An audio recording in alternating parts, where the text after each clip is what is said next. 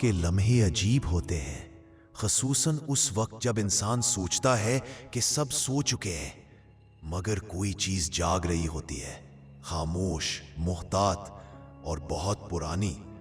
یہ کہانی کراچی کے ایک نوجوان سلمان کے خاندان کی ہے، ایک ایسا خاندان جس نے سکون کی تلاش میں گھر بدلا، لیکن جگہ بدلنے سے مقدر نہیں بدلتے، اور بعض گھروں کے اندر کچھ ایسا ہوتا ہے جو انسانوں کا منتظر رہتا ہے۔ سلمان کے دادا کے انتقال کے بعد خاندانی جائیداد کے جھگڑے شدت پکڑ چکے تھے، روز بحث و تکرار، رشتوں میں تلخی اور ایک ایسا ماحول جس میں زندہ رہنا اپنے آپ میں بوجھ ہو جاتا ہے۔ سلمان کے والد نے فیصلہ کیا کہ وہ سب کچھ چھوڑ کر کسی نئے گھر میں جائیں گے، ایک ایسی جگہ جہاں یہ جھگڑے، یہ تلخیاں، یہ شور پیچھے رہ جائے۔ گھر انہیں کراچی کے ایک پرانے مگر پرسکون محلے میں ملا۔ گلی تنگ تھی لیکن خاموش۔ گھر کا دروازہ لکڑی کا تھا جس پر پرانے نقش کندہ تھے، دیواروں پر نمی کے ہلکے داغ تھے، مگر گھر مجموعی طور پر صاف تھا۔ سلمان کی امی نے گھر دیکھا تو ان کی آنکھوں میں عجیب سی نرمی اتر آئی، وہ جیسے برسوں بعد کسی ایسی جگہ پہنچی تھی جہاں انہیں اندر سے سکون محسوس ہوا۔ گھر کی صفائی، مرمت، رنگ و روغن، پہلے کچھ ماہ نہایت خوشی میں گزر گئے۔ سلمان کے لیے بھی یہ گھر اچھا تھا، پرانا ضرور تھا مگر کشادہ تھا، اور خاص بات یہ کہ محلہ بے حد خاموش تھا۔ رات کو بس ہلکی سی ہوا چلتی تھی اور دور کہیں کتا بھونکتا تھا، بس کچھ نہیں۔ اور شاید یہ کچھ نہیں ہی سب سے پہلی خاموش غلط فہمی تھی۔ 2 سال تک زندگی معمول کے مطابق چلتی رہی۔ سلمان کی امی نے گھر کو جانی پہچانی گرمی اور محبت سے بھر دیا، لیکن دوسرے سال کے اختتام پر خاموشی میں بالکل معمولی سا مگر خوفناک سا شگاف پڑنا شروع ہوا۔ پہل وہ امی کی نیند کا مسئلہ تھا۔ وہ اکثر فجر سے پہلے اٹھ بیٹھتی تھی اور کہتی، پتہ نہیں کیوں جو ہی آنکھ بند کرتی ہوں نا، دروازے کے پاس کسی کے کھڑے ہونے کا احساس ہوتا ہے۔ سلمان ہنسی میں بات ٹال دیتا۔ ابو بھی کہتے کہ شاید دماغ زیادہ تھک جاتا ہے۔ ڈاکٹر نے بھی یہی کہا، اضطراب، نیند کی کمی، روزمرہ کا دباؤ، مگر پھر خواب شروع ہوئے۔ امی بتاتی کہ ایک عورت خاموش، بالکل خاموش، کھڑکی یا دروازے پر کھڑی رہتی ہے، چہرہ دھندلا مگر موجودگی شدید۔ امی کے چہرے پر گھبراہٹ آتی، مگر وہ خود بھی سمجھ نہیں پا رہی تھی کہ یہ سب خواب تھے یا کچھ اور۔ آہستہ آہستہ ان کے رویے میں تبدیلی آنے لگی، دروازہ بند کر کے بیٹھے رہنا، باہر آ کر کم بات کرنا، اکثر کسی سے الجھنے جیسی بحث، مگر بغیر کسی کے موجود ہوئے۔ ایک رات سلمان نے دیکھا کہ امی نیم تاریکی میں ہاتھ کی پشت سے دیوار کو چھو رہی تھیں اور زیر لب کچھ بول رہی تھیں۔ امی کس سے بات کر رہی تھیں؟ سلمان نے پوچھا۔ امی نے چونک کر اس کی طرف دیکھا۔ میں تو اکیلی تھی، شاید خواب میں کوئی بات کر رہی تھی، لیکن سلمان نے دیکھا تھا ان کی آنکھیں کسی اور طرف مرکوز تھیں، اور سب سے خوفناک بات، ان کے چہرے پر کوئی ڈر نہیں تھا بلکہ ایک عجیب سا سکون تھا۔ یہاں سے گھر کی فضا بدلنے لگی۔ رات گئے آہٹیں سنائی دیتی، دروازے پر ہلکی سی دستک، جیسے کوئی انگلی سے لکڑی کو ہلکا سا چھو رہا ہو، کبھی برتنوں کی ٹک ٹک، کبھی صحن میں چلنے جیسی مدھم آوازیں، جیسے کوئی ننگے پیر چکر لگا رہا ہو۔ مگر جب سلمان باہر نکلتا، کچھ نہیں، صرف وہی خاموشی جو پہلے سکون دیتی تھی، اب کان چپتی تھی۔ ایک رات امی نے سب کو جگا دیا۔ انہیں یقین تھا کہ کوئی ان کا نام لے کر پکار رہا تھا، بس ایسے جیسے میرا بلانا جانتا ہو۔ امی نے کانپتی آواز میں کہا۔ ابو نے سمجھایا کہ یہ وہم ہے، مگر بات وہم پر نہیں رکی۔ امی نے کھڑکیاں کھلی چھوڑنا شروع کر دیں، یہ کہہ کر کہ وہ آنا چاہتا ہے، تمہیں سمجھ نہیں آئے گی، لیکن اس نے کہا ہے کہ میں دروازہ بند نہ رکھا کروں۔ سلمان کے دل میں اس وقت پہلا خالص خوف اترا، ایسا خوف जो इंसान को 2 सेकंड में अंदर से खोखला कर देता है। हालात अब काबू से बाहर थे। अम्मी कमजोर पड़ गईं, उनका वजन कम होने लगा, घर की फजा बोझल होती जा रही थी। आखिरकार सलमान के अब्बू एक बुजुर्ग आमिल को घर लाए। यह आदमी कोई ढोंगिया नहीं था, खामोश मिजाज, बावकार और बहुत कम बोलने वाला। जैसे ही वो घर में दाखिल हुआ, रुक गया। एक लम्हे के लिए उसने एक लंबी सांस ली और हल्के से कहा, यहां कुछ रुका हुआ है, चल रहा नहीं, बस रुका हुआ है और इंतजार कर रहा है। सलमान के अब्बू ने बेचैनी से पूछा, क्या मतलब? बुजुर्ग ने सिर्फ इतना कहा, इंशाअल्लाह सब वाजे हो जाएगा। मगर ये घर खामोश नहीं है, ये सिर्फ दिखाई खामोश देता है। आमिल ने कुरान की तिलावत शुरू की। अम्मी को सामने बिठाया गया।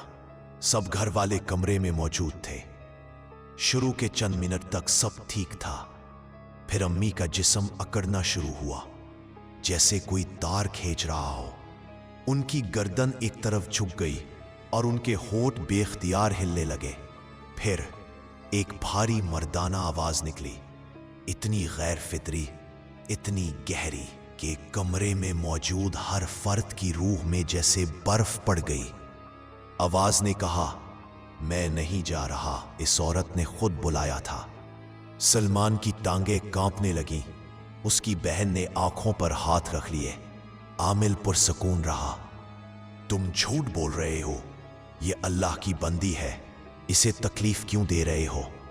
वो आवाज दोबारा निकली, लेकिन अब उसमें गुस्सा नहीं था, बल्कि एक अजीब सा दुख था।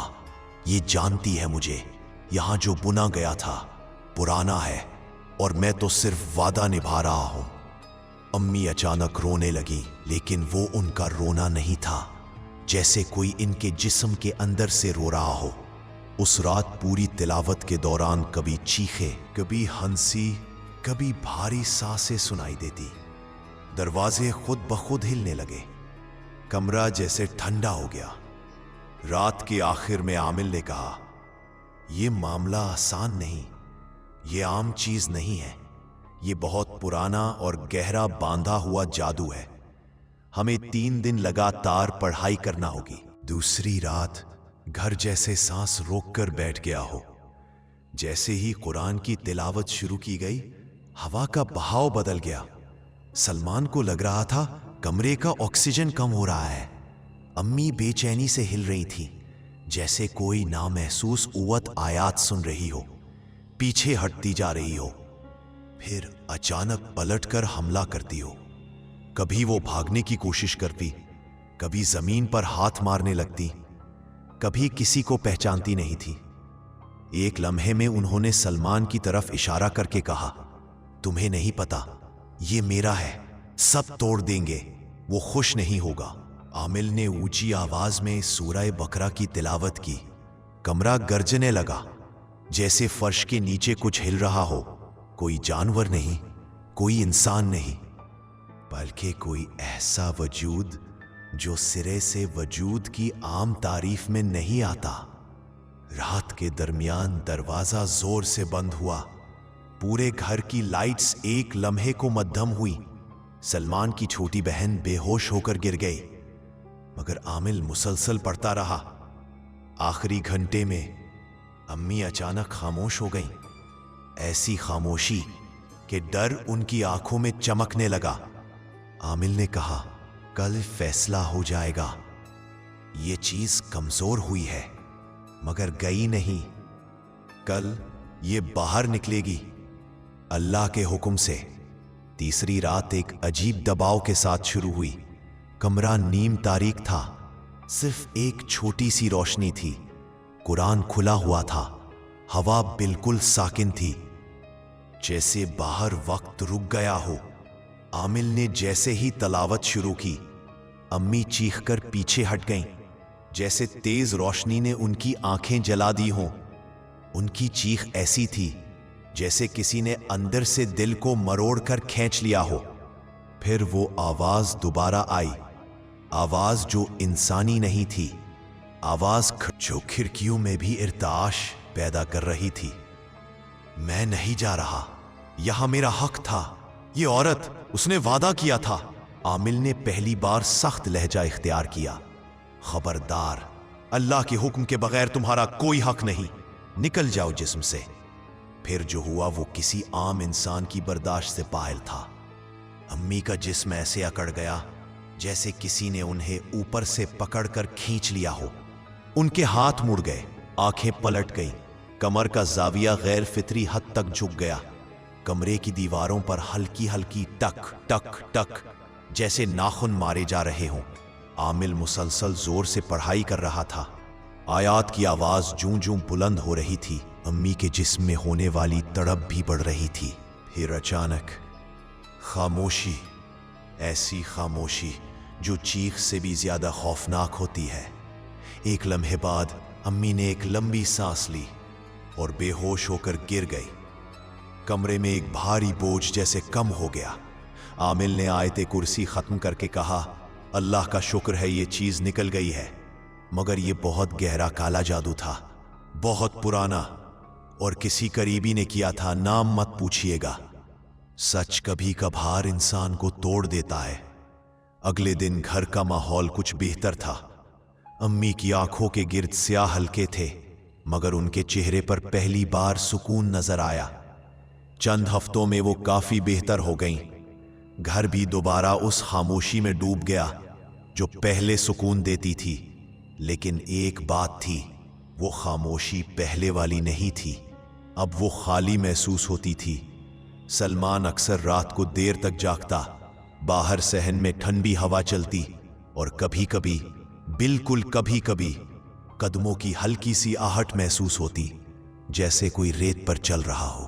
ایک رات 2 بجے کے قریب وہ پانی پینے اٹھا، کھڑکی کے پاس رکا، اور یوں لگا جیسے گھر کے آخری کونے میں کوئی کھڑا ہو۔ وہ دیکھ نہیں پایا، صرف محسوس ہوا۔ پھر ہلکی سی ہوا چلی، دروازہ دبیز انداز میں ہلا، اور ایک لمحے کو سلمان کے دل میں عجیب سی ٹھنڈک اتری، ایسی ٹھنڈک جو جسم نہیں روح کو چھوتی ہے۔ اور اس لمحے سلمان کے دل میں بس ایک خیال ابھرا، کچھ وعدے اور کچھ زخم شاید کبھی ختم نہیں ہوتے۔ آخر میں صرف اتنی سی بات، ہر گھر خاموش دکھائی دیتا ہے، لیکن چند گھروں کی خاموشی اپنے اندر وہ داستانیں چھپا کر رکھتی ہے جو کبھی پوری طرح ختم نہیں ہوتی۔ کچھ زخم پھر جاتے ہیں مگر ان کی گونج رہ جاتی ہے، اور کچھ وعدے چاہے ٹوٹ بھی جائیں اپنی بازگشت کبھی نہیں چھوڑتے۔